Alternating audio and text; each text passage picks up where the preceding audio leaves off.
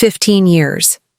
15 years I gave to Blackwell Innovations, building their marketing division from a 3-person team to an award-winning department of 42.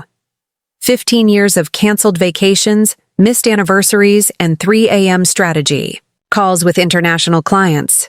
I made that company millions while Richard Bennett, my so-called boss, took all the credit. The night he humiliated me at the company gala, reducing me to tears in front of everyone, I wanted to quit on the spot. But something told me to wait, to endure just a little longer. 1 month later, at the annual board meeting, when Richard's smug face transformed into pure horror as I walked in and took my seat at the head of the table, that moment was worth every second of humiliation. Before we jump back in, tell us where you're tuning in from, and if this story touches you, make sure you're subscribed because tomorrow, I've saved something extra special for you. You see, while Richard was busy undermining me, he never bothered to check who actually owned 51% of the company he thought was his. Sometimes revenge isn't about striking back immediately. It's about knowing exactly when to reveal your hand. I still remember my first day at Blackwell Innovations. It was 2008, and the financial crisis had just devastated the tech sector. The company occupied half a floor in a tired office building downtown, just 12 employees trying to carve out a niche in enterprise software solutions. I was hired as marketing director, though director was a generous term for overseeing 2 junior associates and a budget that barely covered our coffee expenses. The company founder, Gerald Blackwell, was an engineering genius, but admitted freely that marketing was his blind spot. "Make us visible, Olivia," he told me during my interview. "I know what we're building is revolutionary. I just need someone who can make others see it too." And I did. I worked relentlessly those first few years, developing our brand identity, building relationships with industry journalists, creating campaigns that highlighted our unique strengths without the astronomical budgets our competitors enjoyed. I turned limitations into advantages, positioning Blackwell as the scrappy underdog disrupting a stagnant industry. Our first major feature in Tech Innovator magazine brought in 3 new enterprise clients within a week. By year 3, our marketing team had expanded to 8 people, and our campaigns were winning regional awards. Gerald was always appreciative, always acknowledged my contributions. "Olivia's the reason anyone knows who we are," he'd say at company meetings, embarrassing me with his praise. We developed a close professional relationship, often staying late to debate strategy or brainstorm new approaches. He trusted my instincts, even when they seemed counterintuitive.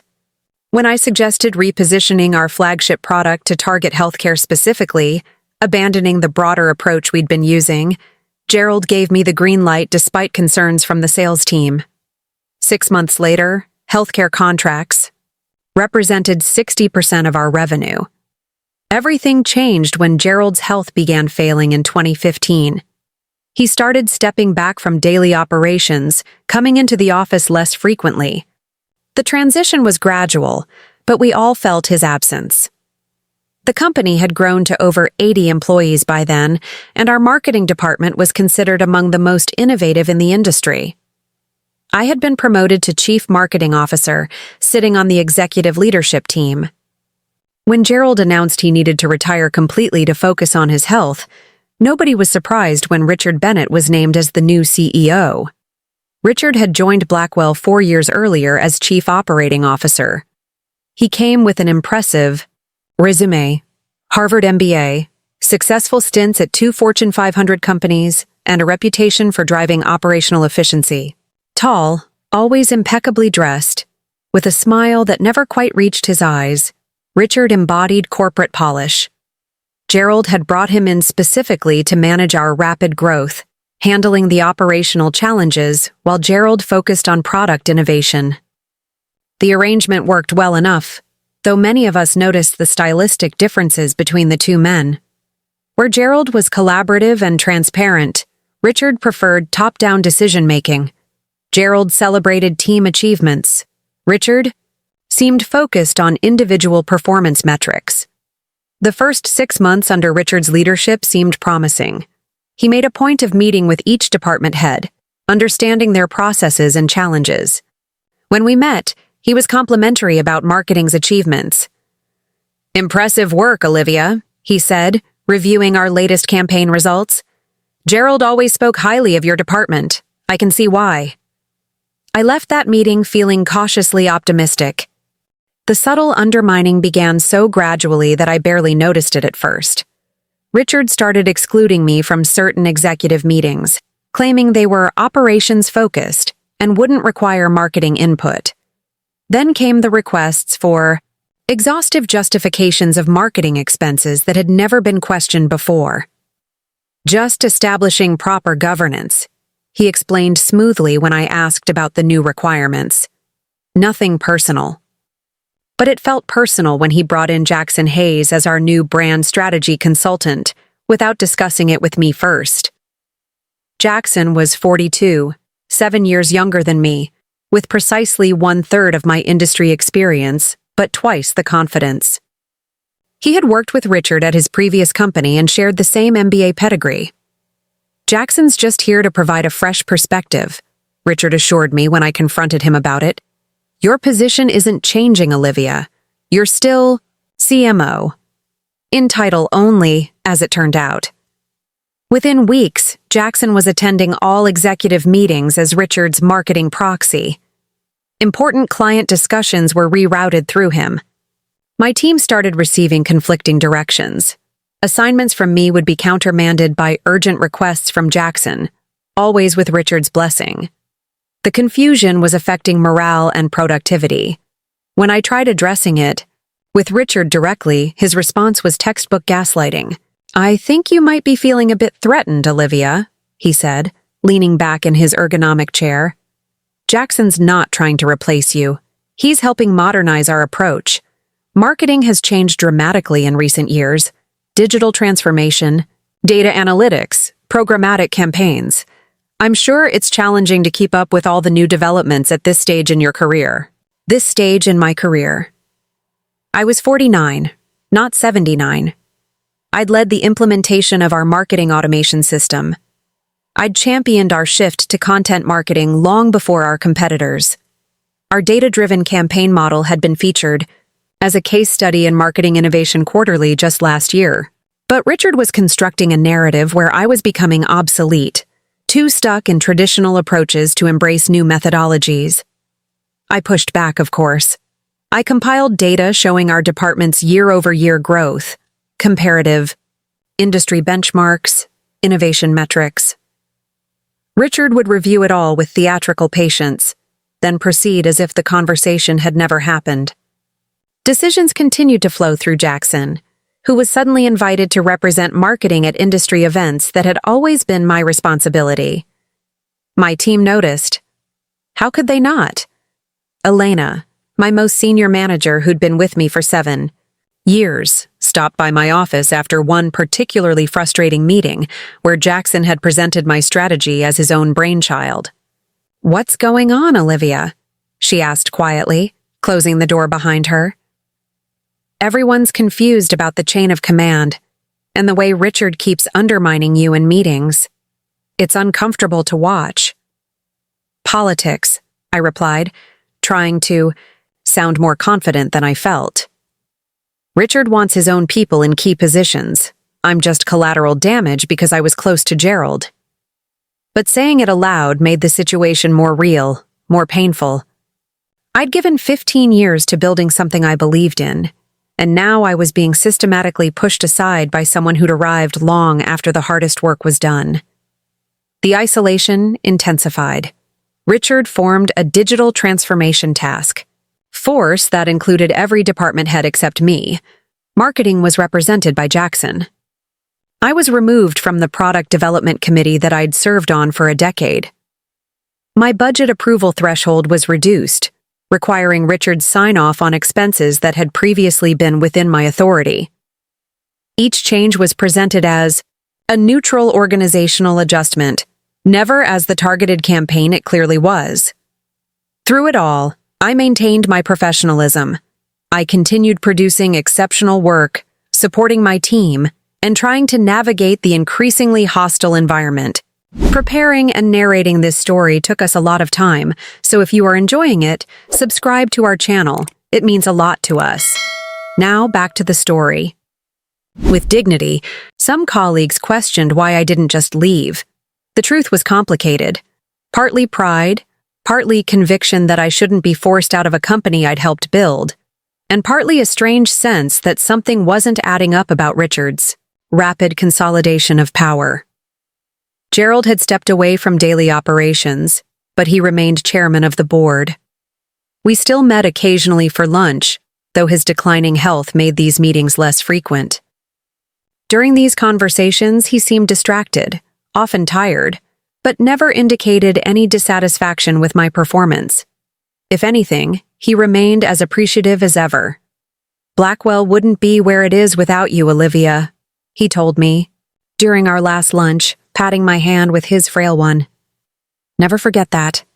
I wished I could ask him directly about Richard's behavior, but it felt inappropriate to burden him with company politics while he was focusing on his health. The company's annual gala had always been a highlight of our calendar, a celebration of the year's achievements, recognition of key contributors, and an opportunity to strengthen the company culture. In previous years, I'd actually helped organize these events, ensuring they reflected our values and spotlighted team accomplishments across departments. This year, planning was handled by Richard's new executive assistant, Meredith, with input from Jackson.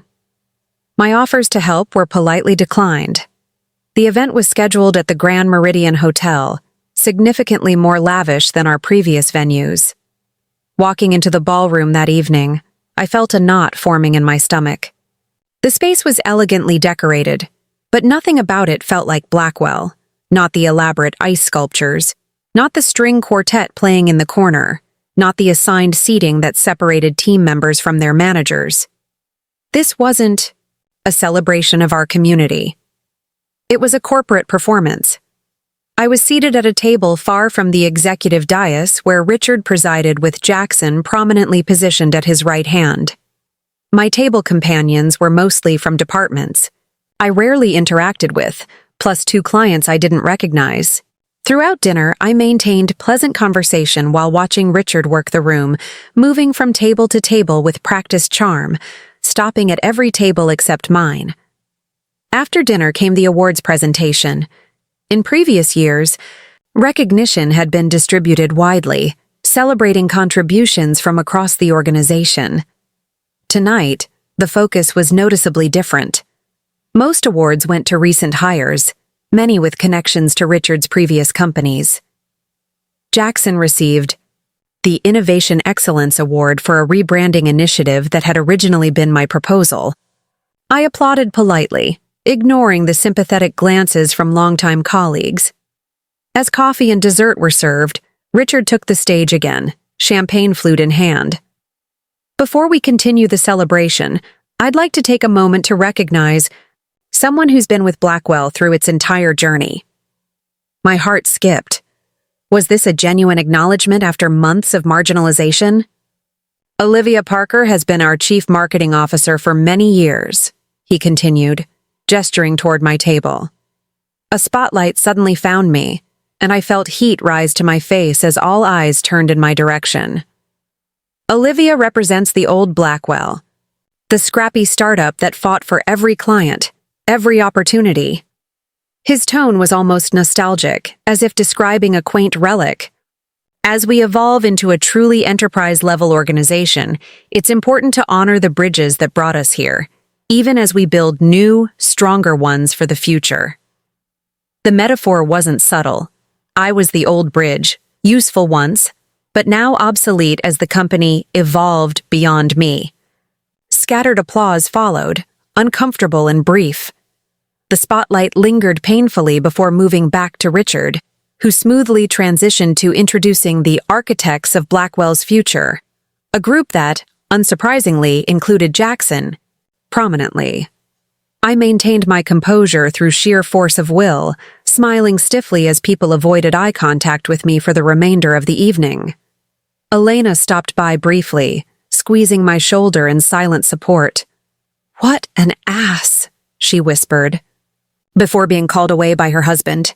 I left as soon as was socially acceptable, the valet retrieving my car while I stood alone in the cool night air, fighting back tears of humiliation and rage.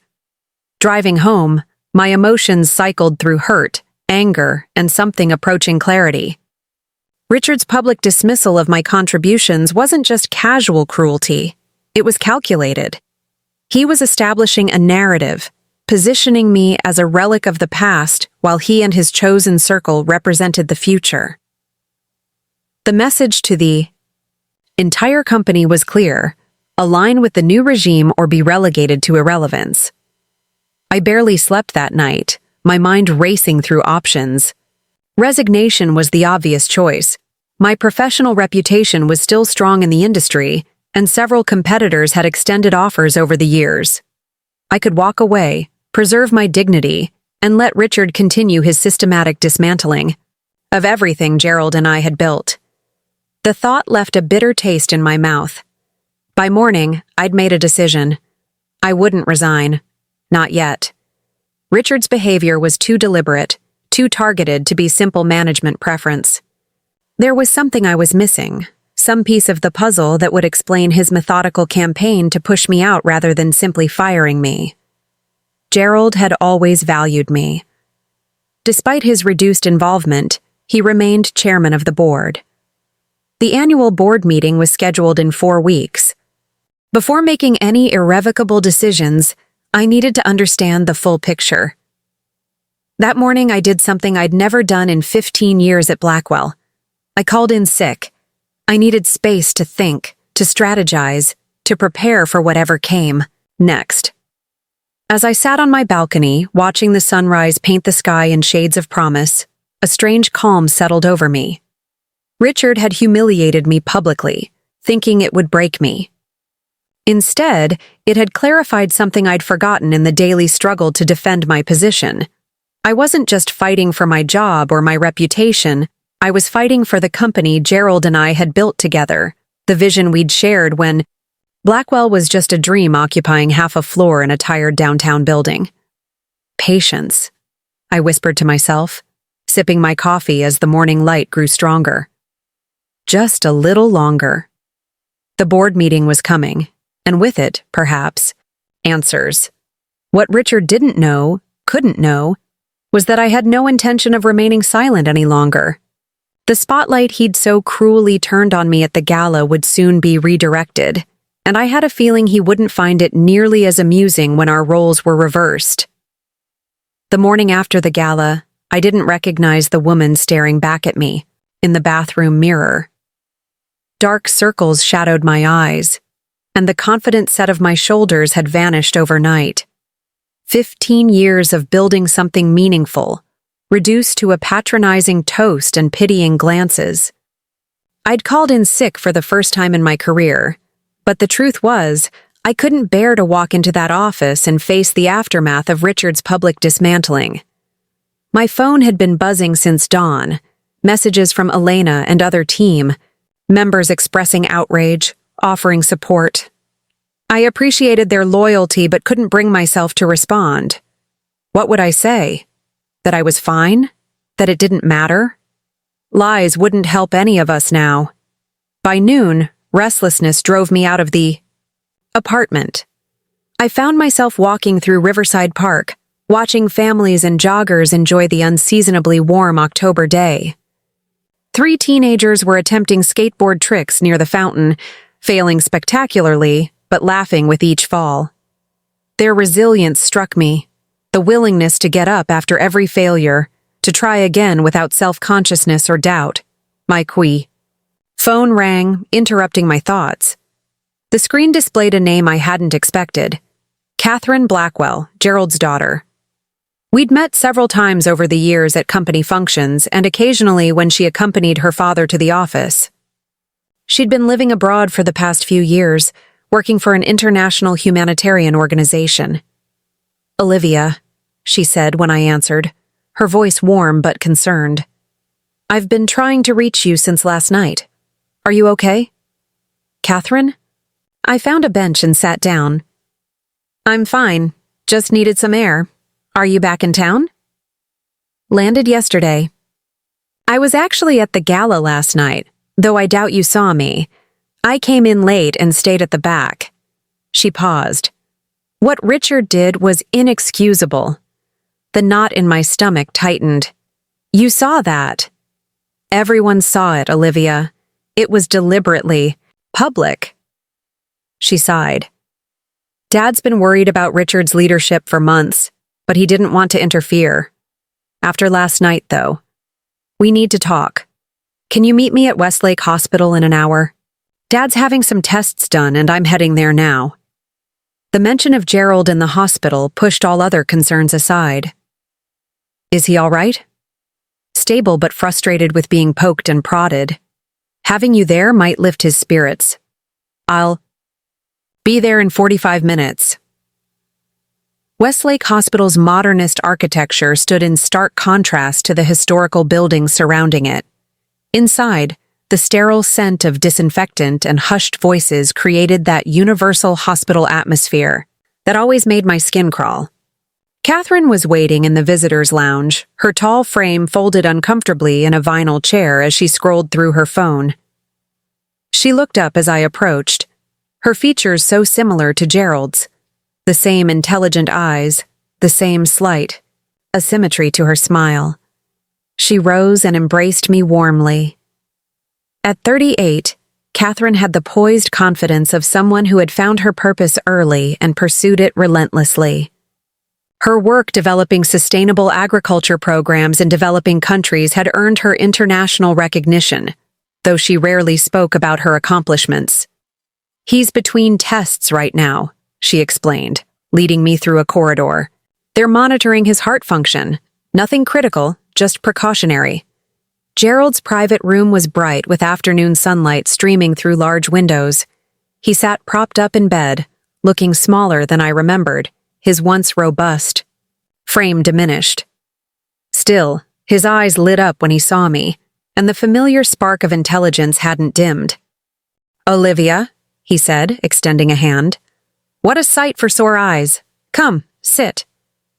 I took the chair beside his bed while Catherine positioned herself at the foot, arms crossed. How are you feeling? I asked him.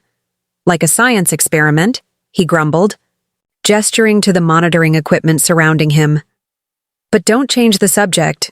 Catherine told me what happened last night. I shifted uncomfortably. It was just politics, Gerald. Nothing I can't handle. Politics? His eyebrows rose sharply. Publicly humiliating my chief marketing officer isn't politics. It's poor leadership and personal pettiness. The monitor beside him beeped as his heart rate increased. He took a deliberate breath, calming himself. Richard has been making increasingly questionable decisions. Financial reports show concerning patterns. Then Catherine returns and tells me he's creating a hostile environment for one of my most valued executives. Catherine leaned forward. Dad wants to know if you're planning to leave. The directness of the question caught me off guard. I've been considering my options. Gerald's face fell. I was afraid of that. He exchanged a glance with Catherine, some unspoken communication passing between them. Olivia, there's something you should know about the company structure. Something that might affect your decision. Catherine pulled a folder from her bag and handed it to me. Before we get into the legal details, I need to know, how much do you remember about the company's recapitalization during the 2010 crisis? The question transported me back 12 years, to the most challenging period in Blackwell's history. We'd been growing steadily until a critical security vulnerability was discovered in our core product. The required overhaul would take months, and cost millions we didn't have. Several investors pulled out, leaving us on the brink of bankruptcy. We were weeks away from shutting down, I recalled. You restructured everything, brought in emergency funding. Gerald nodded. That's the simplified version. The reality was more complicated. Our primary investor, Ventoro Capital, demanded controlling interest in exchange for the emergency funding. I refused. We needed the money, but I wouldn't surrender. Control of the company's direction.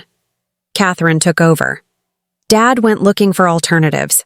He approached several potential investors, but no one was willing to take the risk given the security issues and market conditions. Except you, Gerald said softly, looking directly at me. I blinked, confused. Me? I didn't have that kind of money, Gerald. No, but you had something equally valuable.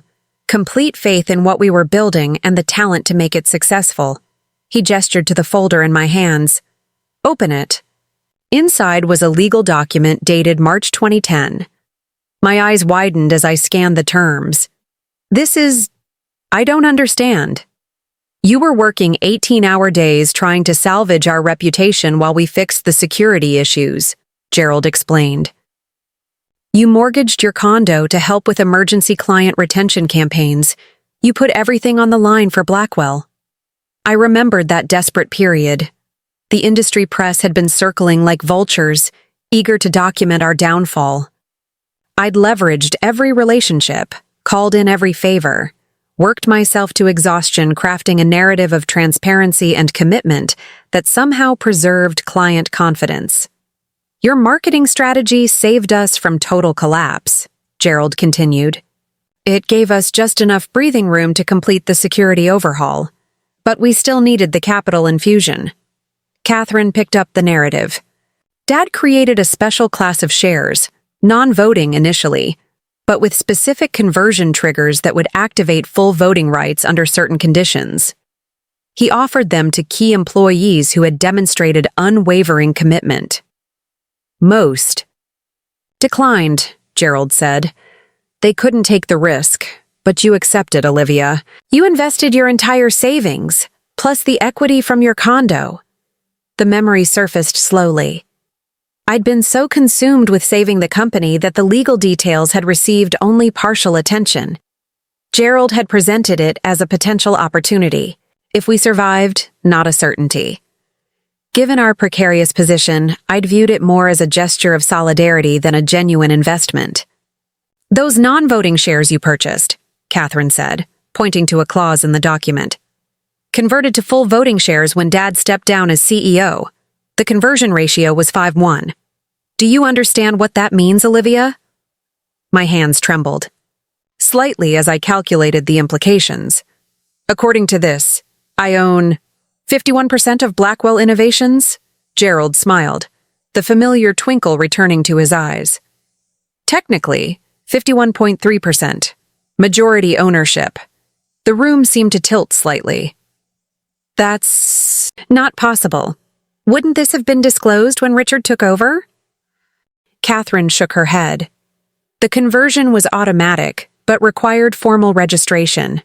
Dad's illness accelerated faster than expected. In the confusion of his retirement and Richard's appointment, the paperwork wasn't filed. Legally, the conversion happened, but it hasn't been officially recorded in the corporate registry. I've had my lawyers preparing the documentation, Gerald added. It will be ready before the board meeting next month. My mind raced through the implications. Does Richard know about this? No, Catherine said firmly. And he shouldn't, not until the board meeting. Dad and I believe he's been deliberately consolidating power and removing perceived threats to his authority. If he knew you were about to become his boss, he'd accelerate his efforts to push me out, I finished, the pieces finally clicking into place. Richard's systematic campaign against me wasn't just about replacing Gerald's ally with his own people. He was unknowingly trying to marginalize the company's majority shareholder. Gerald reached for my hand. I should have handled this better, Olivia. Should have ensured the conversion was properly registered before stepping down. My illness. It's not an excuse, but it clouded my judgment, made me rush the transition. The question now, Catherine said, is what you want to do with this information. What did I want? The answer wasn't as simple as it should have been. Vindication, certainly. The opportunity to reclaim my position and restore the company culture that Richard had been dismantling. But also responsibility, the weight of majority ownership, of truly determining Blackwell's future. I need some time to process this, I said finally. Catherine nodded. You have 3 weeks until the board meeting. By then, all the legal documentation will be filed. Your ownership will be officially recognized. A nurse entered, informing us that Gerald needed to return for his final test. As Catherine helped gather his things, Gerald squeezed my hand once more. Whatever you decide, Olivia, remember this. You earned this. Not just by your financial investment, but by your unwavering commitment to what Blackwell could be. No one deserves to shape its future more than you. The drive home was a blur, my mind still struggling to absorb the revelation. Owner, majority shareholder. The woman Richard had humiliated at the gala actually controlled the company's fate. The irony was almost too perfect. At home, I spread the documents across my dining table, reading each clause carefully. Everything aligned with Gerald and Catherine's explanation. The investment I'd made in 2010, which I'd essentially written off as a gesture of loyalty during a crisis, had transformed into controlling interest in a company now valued at over $300 million. My phone buzzed with a text from Elena. Richard. Called an emergency marketing meeting today. Jackson presented a department reorganization that basically eliminates your role. I recorded it. Call me. For the first time since the gala, I felt something other than hurt and humiliation. A calm, focused anger began to crystallize. Richard wasn't just undermining me. He was actively working to remove me entirely, unaware that he was attacking the person who owned the company. I called Elena, who answered immediately. Are you okay? We've all been worried. I'm fine, I replied, surprised to discover it was true. Tell me about this reorganization. Her description confirmed my suspicions. Richard was accelerating his timeline, proposing a structure that eliminated the CMO position and distributed its responsibilities between Jackson and 2 new, director-level roles reporting directly to him. The plan would be implemented immediately, pending my transition to an advisory role, corporate speak for being pushed into irrelevance before an eventual exit. He's presenting it to the executive team tomorrow morning, Elena finished. People are outraged, Olivia, but no one knows how to stop it. I closed my eyes, considering my options. I could reveal my ownership immediately, halting Richard's plans before they gained momentum. But doing so would sacrifice the strategic advantage of surprise at the board meeting. The more Richard committed to his course, the more dramatic his eventual fall would be. Let him proceed, I said finally. Don't challenge him directly, just document everything. You're not serious, Elena protested. He's dismantling everything we've built. Trust me, I replied, a new confidence in my voice. The board meeting is in 3 weeks. Can you hold things together until then? Her hesitation was palpable. I guess so. But what happens at the board meeting? Justice, I said simply. Now tell me what else I've missed while I've been away. The next morning, I returned to the office as if nothing had changed. Heads turned as I walked confidently to my office, responding to surprised greetings with warm smiles. Richard had clearly not expected my return so soon after the gala humiliation. I could feel his eyes tracking me from the executive suite across the floor, calculating his next move. It didn't take long. By 10 a.m., his assistant Meredith appeared at my door. Mr. Bennett would like to see you, she announced, her tone suggesting it wasn't a request. Richard's office, formerly Gerald's, had been completely redesigned. Where Gerald had preferred warm woods and comfortable seating arranged for conversation, Richard had opted for sleek minimalism, glass, chrome, and a massive desk that created deliberate distance between himself and visitors. Jackson was already there, seated in one of 2 chairs positioned before the desk like supplicants before a throne. Olivia, Richard said, not rising as I entered. Feeling better? We missed you yesterday. Much better, thank you, I replied, pleasantly, taking the empty seat. Richard and Jackson exchanged glances. My calm demeanor clearly wasn't what they had anticipated. I assume Elena has briefed you on our proposed reorganization, Richard continued, sliding a document across the desk. Given your extensive history with Blackwell, I wanted to personally discuss the transition plan. I accepted the document, but didn't open it. That's thoughtful of you, Richard. My mildness seemed to unnerve him. He cleared his throat. The changes are effective immediately, but we're proposing a 3-month advisory period for you to ensure smooth knowledge transfer. Full compensation and benefits during that time, of course. Of course, I echoed, finally opening the document. The contents were exactly as Elena had described.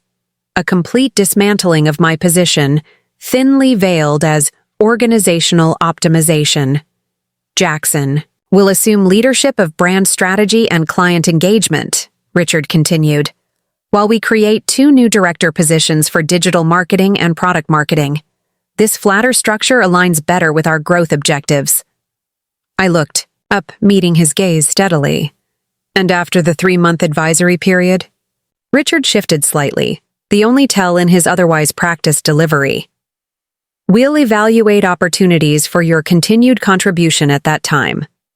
Corporate euphemism for, you'll be gone. I closed the document and placed it precisely in the center of his desk. I see. A flicker of uncertainty crossed Richard's face. He had clearly prepared for resistance, tears, or resignation, not this tranquil acceptance. So you're amenable to these changes? He asked cautiously. Let's say I'm looking forward to the board meeting next month, I replied, rising from my chair. Until then, I'm happy to maintain my current responsibilities. Richard frowned. Did you not understand? The reorganization is effective immediately. Your role is transitioning to advisory starting today. I smiled, a genuine smile that seemed to disconcert him even more. I understood perfectly, and I'm choosing to continue my normal duties until the board reviews the proposed changes. As you know, significant organizational restructuring typically requires board approval, especially when it impacts C-level positions. The board will rubber stamp whatever I put in front of them, Richard said, his composure finally slipping. Gerald hasn't actively participated in months. The other members follow my recommendations without question. We'll see, I replied, turning toward the door. The meeting is only 3 weeks away. I'm sure we can all maintain the status quo. Until then. This isn't optional, Olivia, Richard called after me, his voice hardening. Clear out your office by end of day. Security will assist if necessary. I paused at the doorway, looking back at him. That would be quite a spectacle, wouldn't it? 15-year veteran executive escorted out by security? I wonder how that would play with the clients I've personally managed for over a decade, or with the industry press that considers me the face of Blackwell's marketing innovation. I let the implication hang in the air. 3 weeks, Richard. Then you can have all the reorganization you want. I walked out, leaving Richard sputtering behind me. Jackson hurried after me, catching up at the elevator. Olivia, don't make this harder than it needs to be, he said, his voice low. Richard has the board's backing. Fighting this will only damage your reputation. I studied him. Young, ambitious, willing to climb over others to advance. Not so different from me at his age, perhaps, except for one crucial distinction. I'd built something, while he was simply taking credit for others' work. Some free advice, Jackson, I said as the elevator arrived. Tie your fortunes to capability, not to power. Power changes hands more often than you think. Back in my office, I closed the door and finally allowed myself a moment of pure, unadulterated satisfaction. Richard's face when I refused to submit, that alone had been worth returning to the office. But the real confrontation was still 3 weeks away. I opened my laptop and began a new document titled Board Meeting Preparation. 3 weeks to gather evidence, build alliances, and prepare for the moment when Richard would discover that the woman he'd been systematically undermining actually controlled his professional fate. 3 weeks to decide exactly what kind of owner I wanted to be. For the first time since the gala, I felt not just anger or vindication, but genuine excitement. Richard thought he was witnessing my professional demise. In reality, he was watching me step into my power, a power I hadn't known I possessed, but one I was increasingly certain I deserved. The atmosphere in the office shifted noticeably over the next few days. Word of my confrontation with Richard spread quickly through the company grapevine, growing more dramatic with each retelling. By week's end, the story had me threatening legal action, invoking obscure corporate bylaws, and even suggesting I had compromising information about Richard's past. None of it was true, but I didn't bother correcting the rumors. Let Richard wonder what resources I might be marshalling against him. The standoff created an awkward dynamic throughout the building. Richard had publicly announced the reorganization, but I continued performing my CMO duties as if nothing had changed. My team, confused but loyal, followed my lead. Jackson found himself in the uncomfortable position of having been named to a role that the current occupant refused to vacate. The resulting uncertainty rippled through the marketing department, with team members unsure whose directives to follow. Elena cornered me in the break room on Thursday morning, her voice low despite us being alone. "What's happening, Olivia? Half the team thinks you're mounting some kind of corporate rebellion, and the other half thinks you're having a breakdown." I smiled, stirring my coffee calmly. "What do you think?" "I think you know something the rest of us don't." She studied my face carefully. "You're too calm. When Richard announced your transition, I expected, I don't know, not this. Just maintaining professional dignity until the board meeting," I replied, sipping my coffee. Elena leaned closer. "Cut the crap, Olivia. I've worked with you for 7 years. You don't maintain dignity when someone comes for your job. You fight, strategize, outmaneuver them. You're planning something, and I want in." I considered her for a long moment. Elena had been more than a colleague. She'd been a trusted ally through countless campaigns and crises. If my plans succeeded, I would need people I could rely on during the restructuring that would inevitably follow. "Not here," I said finally. "Dinner tonight. My place. 7 o'clock. She nodded once, understanding the need for discretion. Richard, meanwhile, was growing increasingly agitated by my refusal to step aside. That afternoon, he implemented a new tactic, systematically excluding me from key meetings and communications.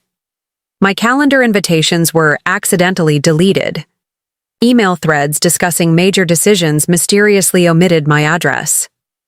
When I did manage to attend meetings, Richard would redirect discussions away from any topics I raised. The childishness of it was almost amusing, but it created practical challenges. Being deliberately kept in the dark about critical decisions affecting my department made it difficult to lead effectively. By Friday, the isolation strategy had expanded. Executives from other departments stopped returning my calls, clearly under instructions to minimize contact.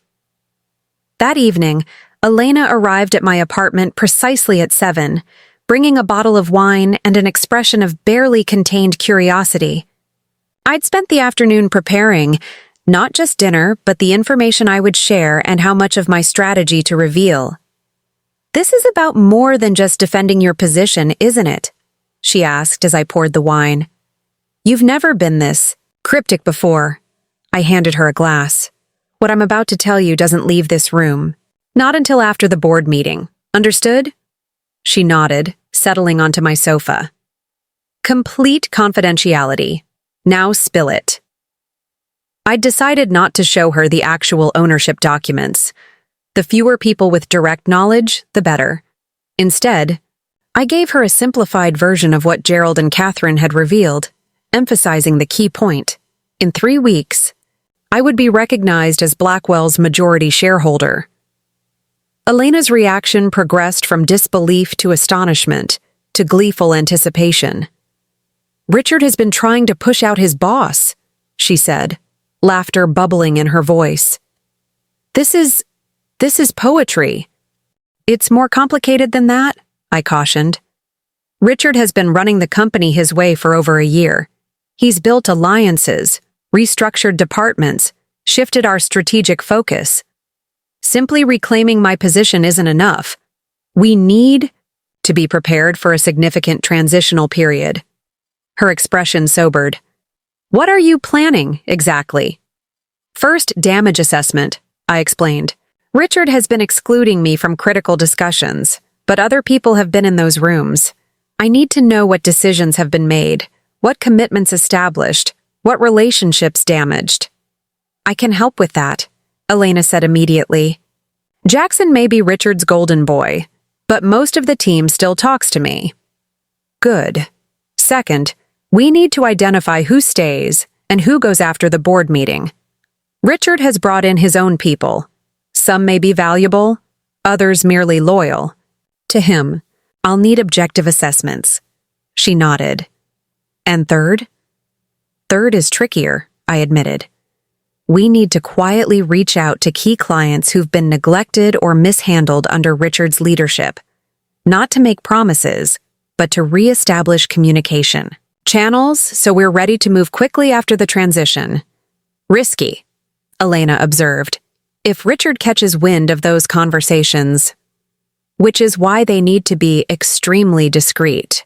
Informal check-ins, relationship maintenance, nothing that signals a pending change." I took a sip of wine. "I'm not asking you to do anything that could jeopardize your position, Elena. Just information gathering for now." She laughed, a short, decisive sound. "Are you kidding? Richard made me report to Jackson, who knows less about integrated marketing than my teenage nephew. I'm all in." We spent the next 2 hours strategizing, identifying information sources, and communication methods that would minimize suspicion. Throughout the conversation, I was struck by Elena's immediate alignment with my goals. No questions about her own advancement, no attempts to leverage her support for future gain, just ready commitment to rebuilding what Richard had fractured.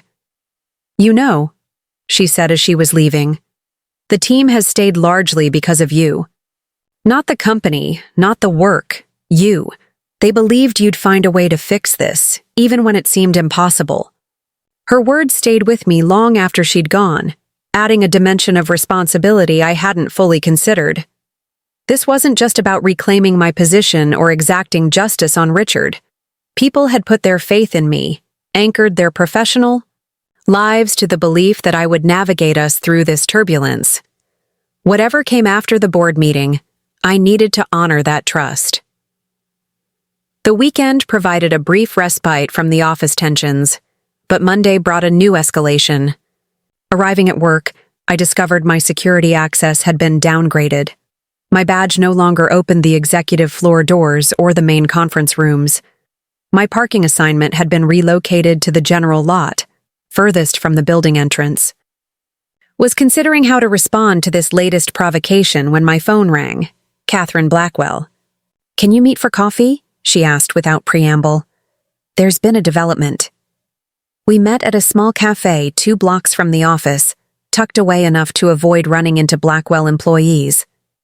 Catherine was already there when I arrived, her expression serious as she nursed a large black coffee. "Dad's being discharged today," she said as I sat down. "The tests showed some arrhythmia issues, but nothing immediately life-threatening. He'll need ongoing monitoring, though." "That's relatively good news," I replied, relief evident in my voice. "How's he feeling?" "Physically, stable. Mentally." She hesitated. "He's angry, Olivia. The doctors forced him to rest, so he's had nothing to do but read financial reports and board updates. He doesn't like what he's seeing." "Richard's leadership?" She nodded. "The company's financials are solid on the surface, but Dad sees concerning patterns. Client churn has increased 18% this year. R&D investment has been cut while executive compensation has risen dramatically. The strategic pivot toward enterprise clients has alienated the mid-market segment that was our bread and butter. None of this was surprising. Richard had been focused on short-term metrics that would impress the board and justify his leadership, even at the expense of long-term stability. "There's more," Catherine continued, lowering her voice despite the cafe's privacy.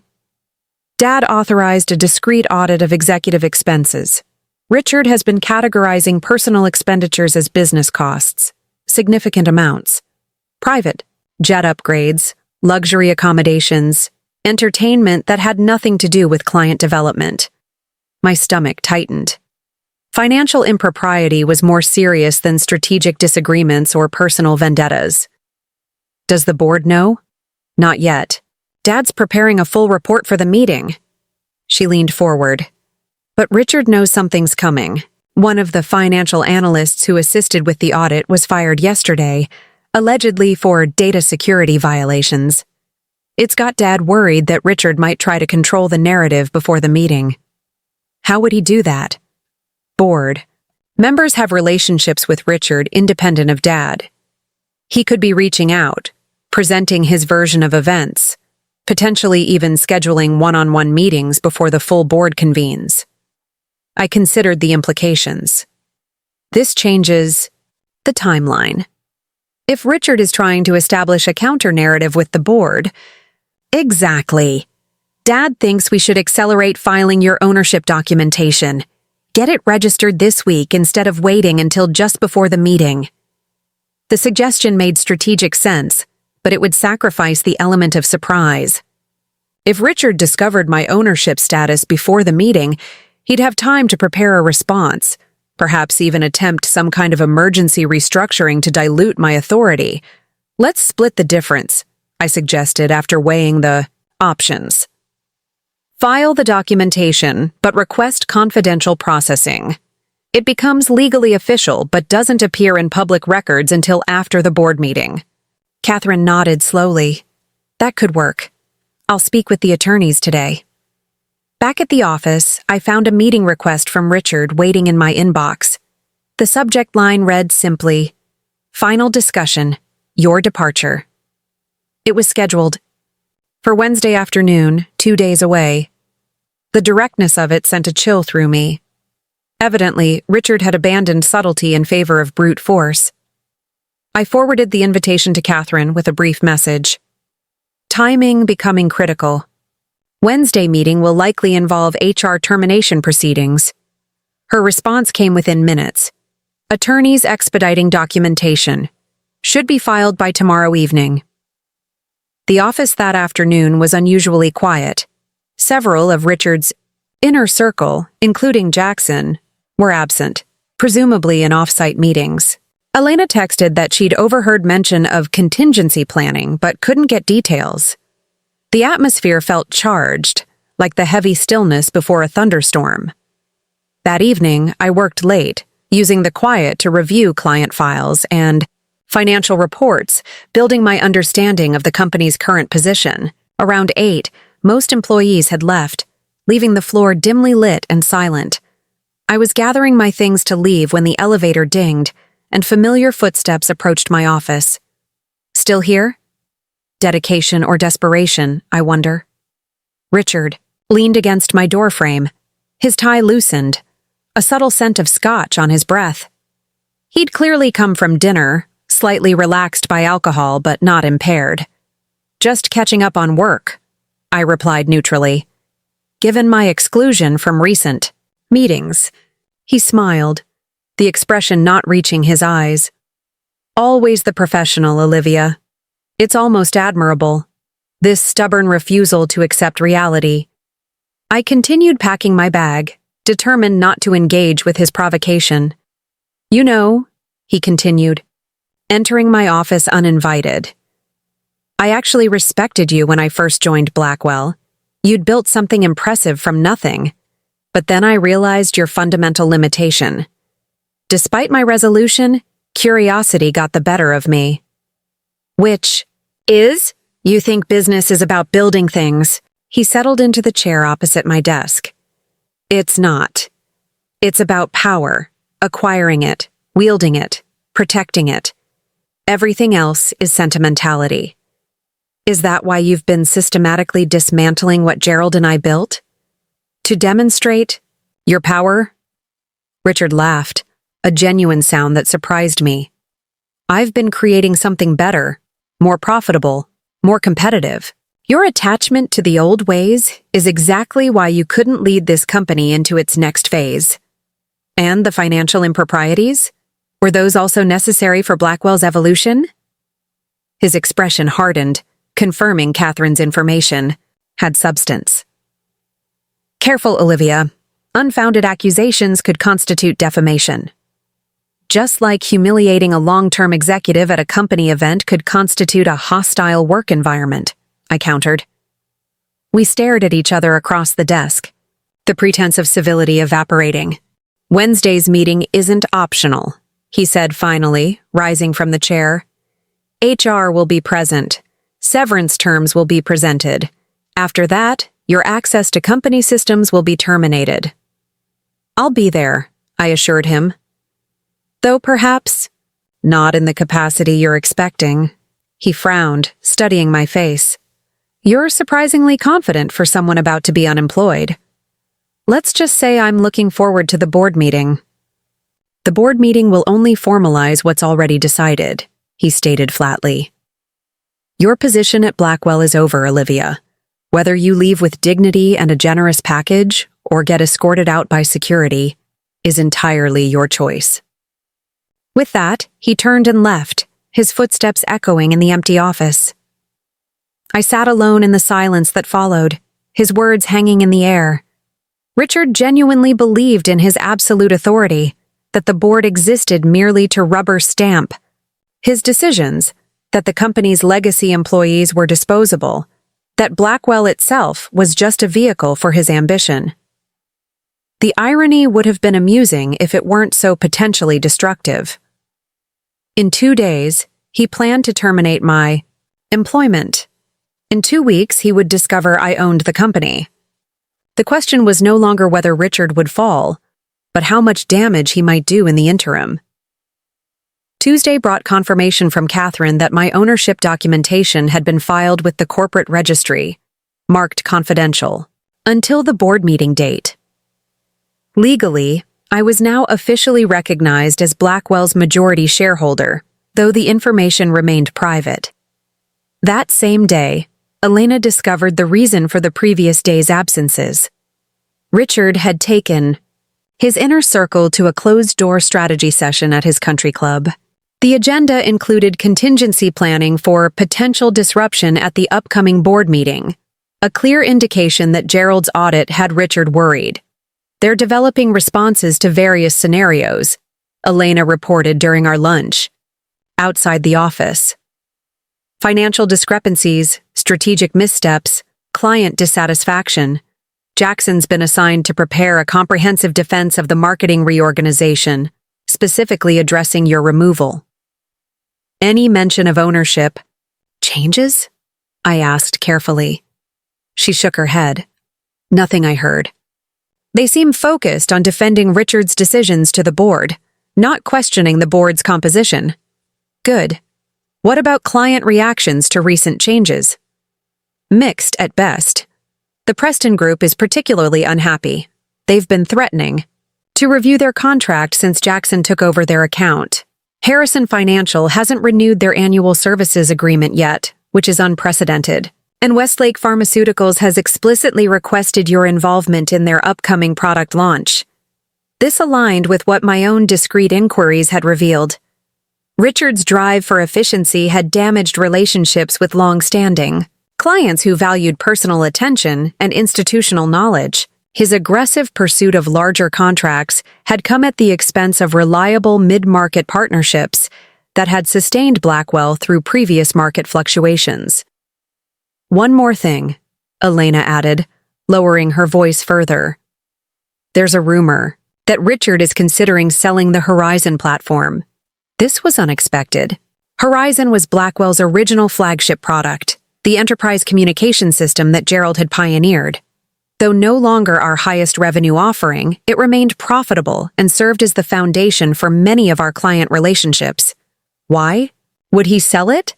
The maintenance contracts alone generate steady revenue. Apparently, an overseas conglomerate made an offer, significantly above market value. Richard sees it as unlocking underperforming asset value to fund expansion in other areas. The short-sightedness was breathtaking. Selling Horizon would provide a one-time cash infusion, but permanently sever our relationship with dozens of long-standing clients.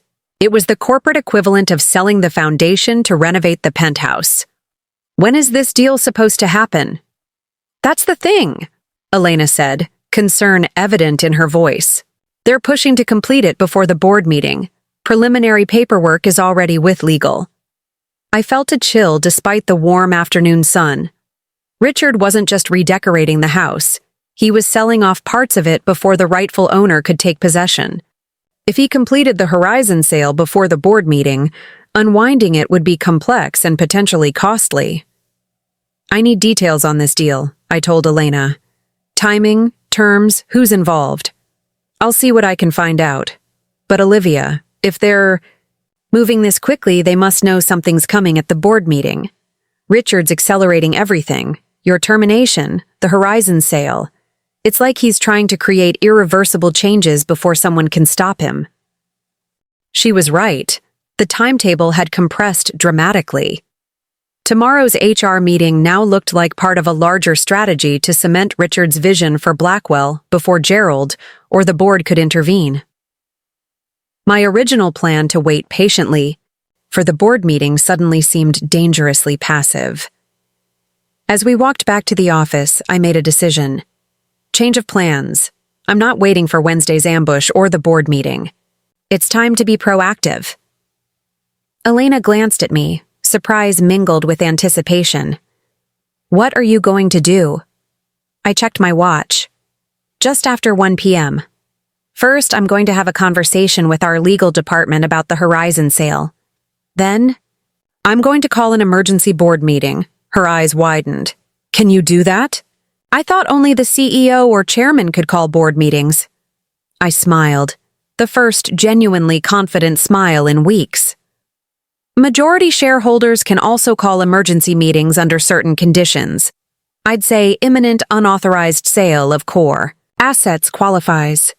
As we reached the building entrance, Elena paused. Richard will fight back. Hard. I'm counting on it, I replied, holding the door open.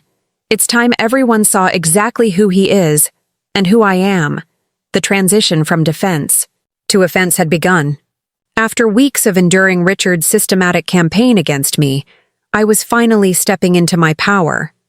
Not just as CMO, but as Blackwell's owner and rightful leader. The board meeting would still be the formal recognition of that authority, but I wasn't waiting anymore.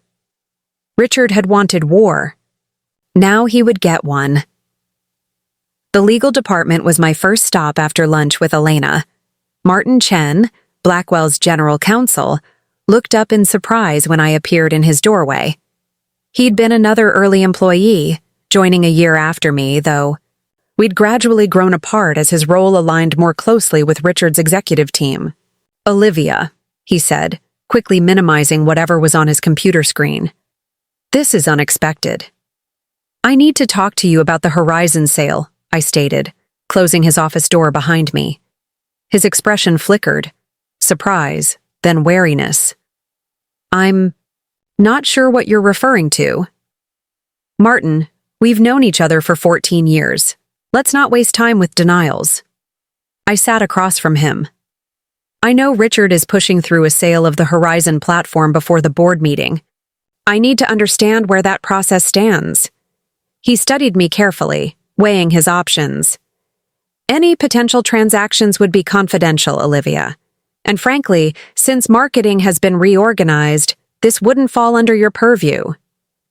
I leaned forward, lowering my voice. Before you decide where your loyalty lies, you should know that I've formally filed documentation confirming my status as majority shareholder of Blackwell Innovations.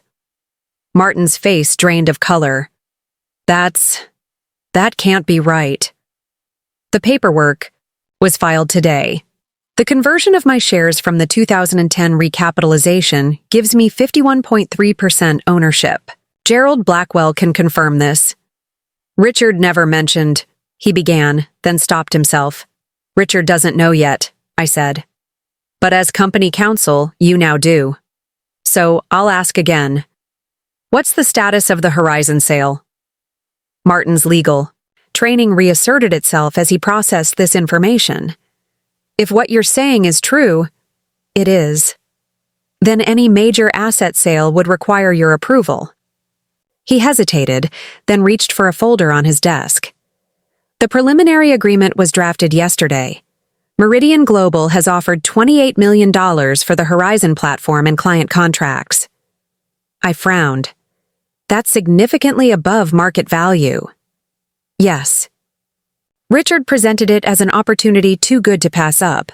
The board call to approve it is scheduled for tomorrow morning.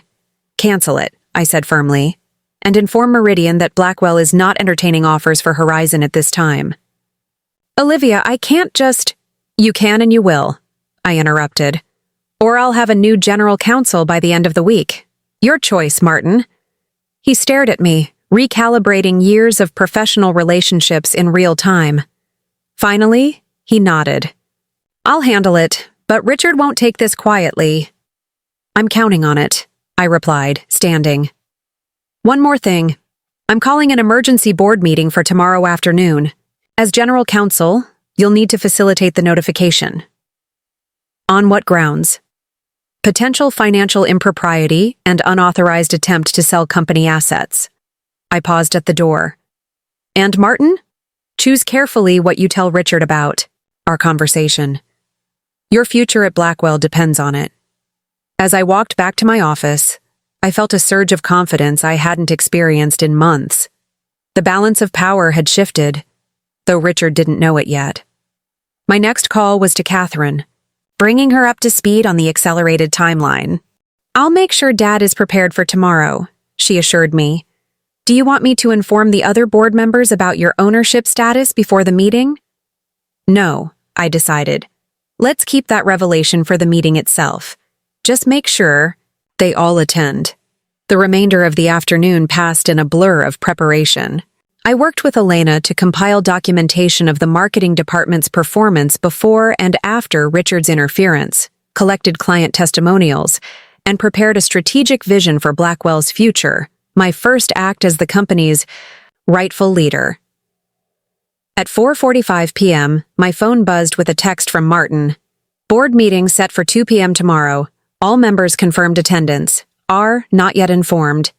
15 minutes later, as I was reviewing financial projections, my office door burst open. Richard stood in the doorway, face flushed with anger, Jackson hovering anxiously behind him.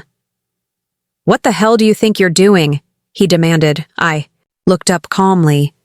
Working. Something you've been trying to prevent for weeks. Cut the crap, Olivia. Martin just told me the Horizon deal is off and there's an emergency board meeting tomorrow that I didn't call. He stepped closer, lowering his voice to a threatening level. Whatever game you're playing ends now. It's not a game, Richard. It's governance. I run this company, he hissed. Me. Not Gerald, not the board, and certainly not you. I met his gaze steadily. The board meeting is at 2 p.m. tomorrow. I suggest you prepare to explain the Horizon sale, among other things. For a moment, I thought he might actually strike me. His hands clenched into fists, and a vein pulsed visibly at his temple. Instead, he leaned across my desk. You have no idea what you've started, he warned. By this time tomorrow, you won't just be out of a job. You'll be radioactive in this industry. We'll see, I replied, returning to my work as if he weren't there. After a few seconds of tense silence, he stormed out, Jackson trailing behind like a nervous shadow. Elena appeared in my doorway moments later. Holy hell, she whispered. What? Just happened? Richard looked like he was about to explode. The board meeting is set for tomorrow, I explained. Martin canceled the Horizon sale. Richard just found out. And he didn't fire you on the spot? He can try, I said with more confidence than I felt. But after tomorrow, he won't have that authority. Elena closed the door and lowered her voice. The office is buzzing. Half the executive floor saw Richard's meltdown. People are speculating wildly. Good, I replied. Let them wonder. By tomorrow afternoon, everything will be clear. I stayed, late that night, ensuring every detail was prepared for the confrontation ahead. Around 9 p.m., Catherine called with an update. Dad reviewed all the documentation. He's formally requesting a full financial audit as part of tomorrow's meeting. She paused. Olivia, Richard's been calling board members all evening. We don't know what he's telling them, but he's clearly trying to build a coalition. Let him try, I said. Once my ownership is revealed, their loyalty to Richard won't matter. Don't underestimate him, she cautioned. He's desperate and cornered. That makes him dangerous. I knew she was right. Richard wouldn't surrender without a fight, and he still had several hours to prepare his defense. But the momentum had shifted, and for the first time in months, I held the stronger position. The next morning, I arrived early to find security guards posted outside my office. Ms. Parker, one of them said uncomfortably, Mr. Bennett has instructed that you're not to access your office or company systems pending today's meeting. I smiled, unfazed. That's fine. I'll work from the conference room. The guard shifted awkwardly. We're instructed not to allow you access to any company facilities except the boardroom at 2 p.m. I see. I pulled out my phone and dialed Martin's number. Martin, I'm being blocked from entering my office by security. Please remind them who will be owning the company as of this afternoon and the potential consequences of following unlawful orders. The guards exchanged nervous glances. Within minutes, Martin appeared, looking harried. Let her pass, he instructed. The guards. Richard's orders are premature. They stepped aside reluctantly. As I entered my office, I noticed my computer had been removed, along with several files. He's destroying evidence, I told Martin. Document this. Martin nodded grimly. The board has been notified of potential document removal. I've implemented preservation protocols. The hours until the board meeting crawled by. Richard had apparently barricaded himself in his office with his inner circle. Various executives wandered the halls looking confused, unsure which power center to align with. Elena reported that Jackson was frantically calling clients, attempting to secure statements of support for Richard's leadership. At 1:30, Catherine texted, Dad has arrived. All board members present. Legal counsel documenting everything. At 1:55, I gathered my materials and walked calmly to the boardroom. Employees stopped to watch as I passed, the tension in the air, palpable. Elena gave me a thumbs up from her desk. The boardroom fell silent as I entered. 7 people sat around the massive table. Gerald at the head, looking frailer than I remembered but with fire in his eyes. 4 other board members, 2 venture capitalists who'd invested in our early rounds, and 2 industry veterans Gerald had recruited, Catherine standing behind her father's chair, and Martin, legal pad at the ready. No Richard. He's refusing to attend, Gerald explained, his voice stronger than I'd heard in months. Says this meeting is procedurally invalid, and he won't legitimize it with his presence. I nodded, taking the empty seat to Gerald's right. That's his choice. Before we begin, Gerald said, addressing the board, there's an important matter of corporate governance to address. He nodded to Martin, who distributed folders to each board member. These documents confirm what I should have formalized months ago, Gerald continued. During our financial crisis in 2010, Olivia Parker purchased special class shares that have since converted to voting shares. As of yesterday, these shares have been officially registered, confirming Ms. Parker as the majority shareholder of Blackwell Innovations with 51.3% ownership. The room erupted in murmurs as board members flipped through the documentation. Gerald raised a hand for silence. This is not a recent development or a maneuver to undermine Mr. Bennett. These shares were purchased 13 years ago, with the conversion trigger established at that time. My illness unfortunately delayed the formal registration process. One of the venture capitalists, Thomas Reed, spoke first. Gerald, with all due respect, why are we only learning about this now? This fundamentally changes the governance structure we've been operating under. A fair question, Gerald acknowledged. The conversion was triggered by my retirement as CEO, but the formal registration was delayed due to my health issues. I take full responsibility for the oversight.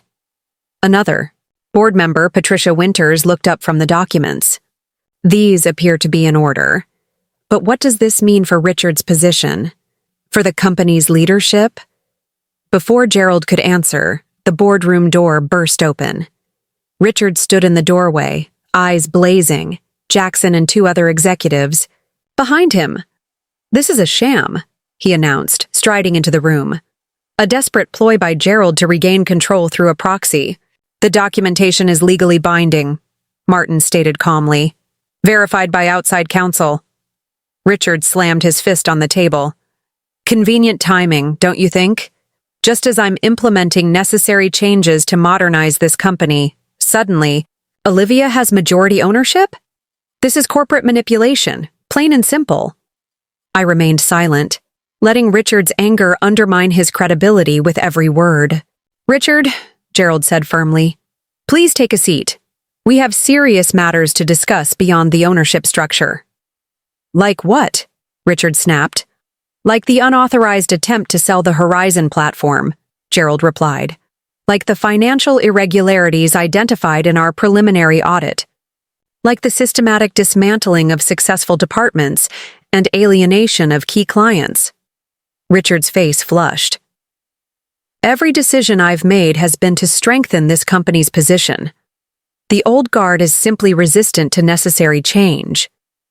"Is expensing personal travel as business costs necessary change?" Gerald asked quietly. "Is forcing out our most experienced executives while installing friends and relatives strengthening our position?" For nearly an hour, the meeting continued in this vein, Richard defending his decisions with increasing desperation, while Gerald methodically presented evidence of mismanagement. Throughout, I remained mostly silent, allowing Richard to reveal himself through his own words and reactions. Finally, when Richard had talked himself into a corner regarding the Horizon sale, I spoke. "The fundamental issue," I said calmly, "is not whether any individual decision was right or wrong. It's that Blackwell has been moving away from the principles that made it successful. Client relationships built on trust, innovation driven by need rather than market trends, and a culture that values experience and institutional knowledge." All eyes turned to me as I continued. "As majority shareholder, I have a responsibility to ensure this company remains true to those principles while evolving to meet changing market conditions." I looked directly at Richard. "Your leadership style is incompatible with that vision." Richard glared back. "You can't fire me. The board serves at the pleasure of the shareholders," Gerald interrupted gently. "And the majority shareholder has expressed her lack of confidence in your leadership." Thomas Reed cleared his throat. "Procedurally, we should take a formal vote. But I believe the outcome is clear." He looked around the table, receiving nods from the other board members. "Richard Bennett," Gerald said formally, "you are hereby removed as Chief Executive Officer of Blackwell Innovations, effective immediately." The silence that followed was absolute. Richard stood frozen, his face a mask of disbelief and fury. "You'll regret this," he finally said, looking directly at me. "All of you." Then he turned and stormed out, his entourage trailing behind in stunned silence. As the door slammed behind him, Gerald turned to me with a tired smile. "And now, the hard part begins." The boardroom cleared quickly after Richard's dramatic exit. Only Gerald, Catherine, Martin, and I remained, the weight of what had just transpired settling around us like dust after an explosion. Security will escort him off the premises, Martin said, already typing furiously on his tablet. I've initiated protocols to revoke his system access and preserve all records. Gerald leaned back in his chair, fatigue evident in the slump of his shoulders. He won't go quietly. Expect litigation, public statements, attempts to poach clients. Let him try, I replied, gathering my notes. We have documentation of every misstep, every breach of fiduciary duty. If he wants to air this publicly, he'll only damage himself further. The more immediate concern, Catherine interjected, is the leadership vacuum. The company needs direction, especially after such a visible disruption. All eyes turned to me, and I felt the full weight of my new reality. I wasn't just the wronged executive who'd reclaimed her position. I was the majority owner, responsible for the livelihoods of over 200 employees and the trust of dozens of clients. Interim leadership structure, I said decisively. I'll assume the CEO role temporarily, while we assess the damage and stabilize operations. Elena Thompson will take over as Chief Marketing Officer. Martin, I need you to audit every decision Richard made in the past 6 months, particularly personnel changes and client agreements. Gerald nodded approvingly. What about Jackson and Richard's other appointees? I considered this carefully. Case-by-case evaluation. Some may have been following orders out of self-preservation. Others were active participants in the dismantling. I won't conduct a wholesale purge. That's Richard's approach, not mine. The company will be watching how you handle this, Catherine observed. Your response sets the tone for everything that follows. She was right, of course. The manner of Richard's removal had been necessarily abrupt, but the transition needed to be measured and thoughtful. Blackwell couldn't afford more destabilization. The executive team together, I told Martin. 4 o'clock, and draft a company-wide communication explaining the leadership change in straightforward terms. No accusations, no drama. As we left the boardroom, the corridor fell silent. Employees, watching with barely concealed curiosity. I stopped at Elena's desk on my way back to my office. Congratulations, she said quietly, eyes wide with lingering disbelief. Or should I say, Madam CEO? Don't start, I warned with a small smile. I need you in my office in 15 minutes. We have an executive meeting at 4, and you're attending as the new CMO. Her face registered shock, then determination. I'll be ready. My office felt different as I entered it, perhaps because I now recognized it as just a temporary space before moving to the CEO's suite. I allowed myself exactly 2 minutes to absorb the magnitude of what had happened, then got to work. Enough. Executive meeting was predictably tense. Of the 12 department heads, 5 had been Richard's direct appointments. They sat stiffly, expressions guarded, clearly expecting a bloodbath. The others showed varying degrees of surprise, confusion, and cautious optimism. I'll be direct, I began once everyone was seated. As of today, I am Blackwell's majority shareholder and interim CEO. Richard Bennett has been removed by board action. Murmurs rippled around the table. I raised a hand for silence. This transition was abrupt by necessity, not preference. My priority now is stabilizing our operations and reassuring our clients and employees that Blackwell remains committed to the excellence and innovation that built our reputation. I looked at each face in turn, making deliberate eye contact. I am not conducting a purge. Your positions will be evaluated based on performance and alignment with company values, not personal loyalty.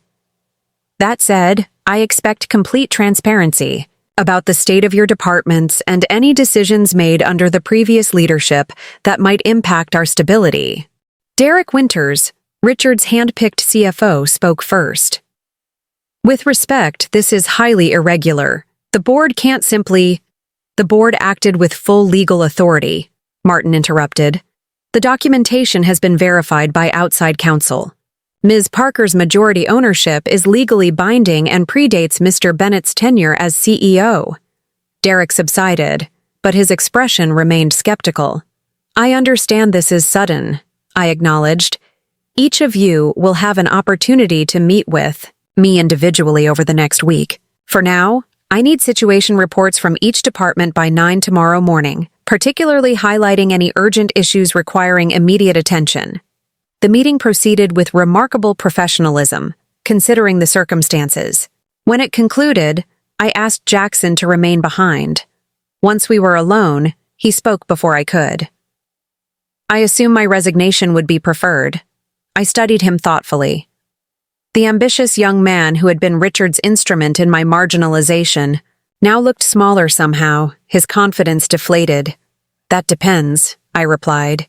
"Were you following orders or actively driving the agenda?" He hesitated, weighing his options. "Both, if I'm honest. I saw an opportunity for advancement and took it. Richard's methods sometimes seemed excessive, but—" He trailed off. "But questioning him wasn't conducive to your career goals," I finished. "For him." "Something like that," he admitted. I considered him for a moment longer. "I'm not accepting your resignation today, Jackson. I'm reassigning you. Special projects under Elena's supervision. Your first task is to reach out to every client whose account you took over in the past year. Ask what they need, what's working, what isn't. No sales pitch, no corporate speak, just honest conversation and documentation." His surprise was evident. "You're not firing me?" "Firing you would be easy, Jackson. Making you part of rebuilding what you helped damage, that's a more fitting consequence. Whether you can rebuild trust is up to you." After he left, Elena returned, carrying 2 cups of coffee. That was unexpected. I was sure Jackson would be first out the door. I accepted the coffee gratefully. Punishment isn't the goal. Restoration is. "Tell that to Richard," she said, dropping into a chair. "I just heard from marketing. He's already posting on LinkedIn about his departure to pursue new opportunities and hinting at the challenges of companies resistant to necessary modernization." I smiled tiredly. Let him spin. Actions speak louder. The next 2 weeks were among the most demanding of my career. Days stretched into nights as I navigated the complex process of stabilizing a company in transition. Each department revealed new challenges. Projects derailed, talent alienated, client relationships damaged. Richard's leadership had prioritized short-term metrics over sustainable growth, creating a facade of success that concealed structural weaknesses. Most concerning were the client relationships. Several major accounts were considering leaving, frustrated by the revolving door of account managers and the emphasis on upselling rather than service. I personally called each one, not to make promises, but to listen to their concerns and outline concrete steps for addressing them. Internally, the culture was fractured. Richard's preferential treatment of his appointees had created resentment, while his public humiliation of long-term employees had instilled fear. Rebuilding trust would take more than policy changes or team-building exercises. It required consistent, transparent leadership that aligned words with actions. By the 3rd week, patterns emerged from the chaos. The executive team stabilized, as Richard's appointees either adapted to the new culture or departed voluntarily. A few surprised me with their capabilities once freed from Richard's micromanagement. Others proved to be extensions of his worst tendencies and were asked to leave. Jackson surprisingly thrived in his new role. His ambition, channeled constructively, became an asset rather than a liability. His client listening tour produced valuable insights that informed our service improvements. Elena integrated him into the marketing leadership team, providing mentorship while maintaining clear boundaries. On the 1-month anniversary of Richard's removal, Gerald invited me to dinner at his home. He looked healthier than he had at the board meeting. Some color returned to his face and steadiness to his movements. "The doctor says my heart is responding well to the new medication," he explained as we settled in his sunroom. Apparently, stress was exacerbating the arrhythmia. I can imagine, I replied. Watching Richard dismantle your life's work couldn't have been good for your health. Gerald smiled ruefully. My mistake was stepping back too completely. I thought a clean break would give Richard the freedom to lead without a founder looking over his shoulder. Instead, it removed the only effective check on his worst impulses. You couldn't have predicted how he'd behave, I said. Perhaps not specifically, but the signs were there from the beginning. His emphasis on control over collaboration, results over relationships. He sighed. But we're not here to rehash old decisions. Tell me about Blackwell today. I shared the progress we'd made, client retention stabilizing, employee morale improving, innovation initiatives rekindled. He listened intently, asking occasional questions that revealed his continued sharp grasp of business fundamentals despite his reduced involvement. And the CEO position? He asked finally. You've been interim for a month now. The board is conducting a formal search, I explained. I've agreed to remain until a suitable candidate is identified. Gerald raised an eyebrow. And if the most suitable candidate is already in the role? I smiled. That's not for me to determine. It's precisely for you to determine, he countered. You're the majority shareholder. The board makes recommendations, but the final decision is yours. I hesitated, confronting a question I'd been avoiding. Did I want to be CEO permanently? The role demanded different skills than marketing leadership, a broader vision, more political navigation. The past month had been challenging, but also invigorating in ways I hadn't anticipated. I'm considering it, I admitted. But I want the decision to be based on what's best for Blackwell, not what's most satisfying for me personally. Gerald smiled. The fact that you recognize the difference is precisely why you'd excel in the role. 2 days later, Catherine stopped, by my office, now relocated to the CEO suite. The space had been transformed from Richard's sterile minimalism to something warmer, more collaborative, with comfortable seating for impromptu meetings and walls showcasing Blackwell's history and achievements. The transformation goes beyond decoration, she observed, settling into an armchair. People are different, more engaged, less guarded. Even the reception area feels more welcoming.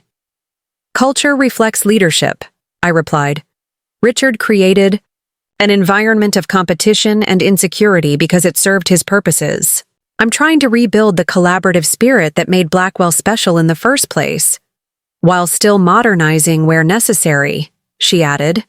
I've seen the new strategic plan.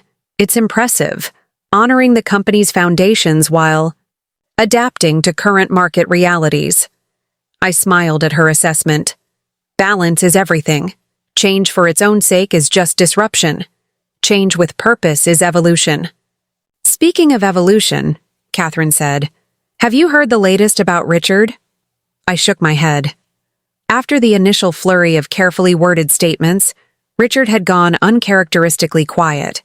His attempt to start a competing firm is struggling, she reported.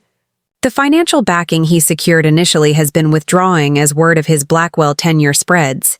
Several executives he recruited have already departed. Apparently, his leadership style is even less effective without institutional support. Behind it. The news didn't bring the satisfaction I might have expected months ago. I'm not surprised, but I take no pleasure in it. No? Catherine looked genuinely curious. After how he treated you, the public humiliation, the systematic undermining, you don't feel even a little vindicated? I considered her question seriously. The night of the gala, when Richard dismissed my contributions and positioned me as obsolete, I wanted nothing more than to see him fail spectacularly. That feeling sustained me through weeks of enduring his campaign against me. I paused, finding the right words. But now, watching Blackwell recover and thrive, I realized something important. Success is the best response to mistreatment. Not vengeance, not public shame, just building something better than what your detractor could envision. Catherine nodded slowly. That's remarkably generous. Not generous, I corrected. Practical. Focusing on Richard's downfall would keep me tethered to him in that chapter. I'd rather direct that energy toward Blackwell's future. The following week, the board unanimously recommended I assume the CEO position permanently. I accepted, with one condition. A formal succession planning process would begin immediately to identify and develop future leadership from within the company. The cycle of disruption that Richard had triggered would not be repeated. At my formal introduction as CEO, standing before the assembled company in our largest conference space, I reflected on the journey that had brought me to this moment. Many of you witnessed what happened at our company gala 6 months ago, I began, addressing the elephant in the room directly. You saw one leader dismiss another's contributions, positioning experience as obsolescence and loyalty as limitation. A hush fell over the room as employees exchanged glances, surprised by my directness. That night revealed a fundamental difference in philosophy about what makes a company strong. Is it constant reinvention without regard for foundation? Elevation of new voices while silencing experienced ones, prioritizing perception over substance? I paused, looking across the gathered faces, veterans who had weathered the turmoil and newcomers who represented fresh perspectives. Blackwell's strength has always come from integration, not replacement. New ideas enhancing proven approaches, fresh talent learning from experienced mentors, innovation building on established excellence rather than discarding it. I gestured to Gerald, seated in the front row with Catherine beside him. Our founder understood this balance from the beginning. Now, as CEO, I'm committed to maintaining it, honoring our history while embracing our future, valuing both experience and innovation, building success that's sustainable rather than superficial. The applause that followed felt like affirmation of more than just my words. It represented collective relief that the company was returning to its core values while still moving forward.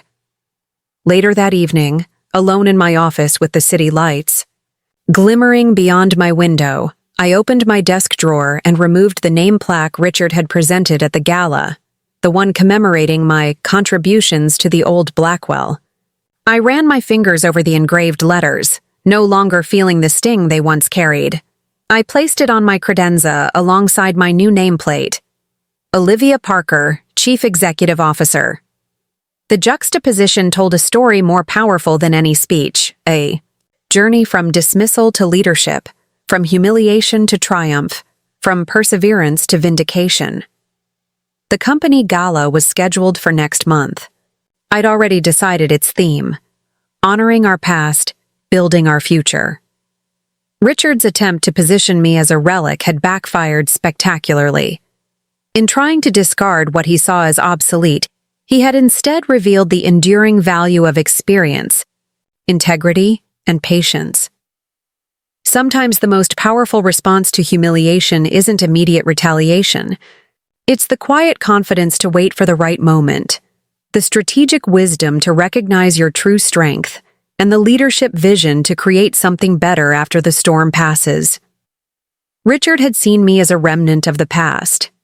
Instead, I had become the architect of Blackwell's future, a future built on the very foundation he had tried so desperately to dismantle. Up next, you've got 2 more standout stories right on your screen. If this one hits the mark, you won't want to pass these up. Just click and check them out. And don't forget to subscribe and turn on the notification bell so you don't miss any upload from us.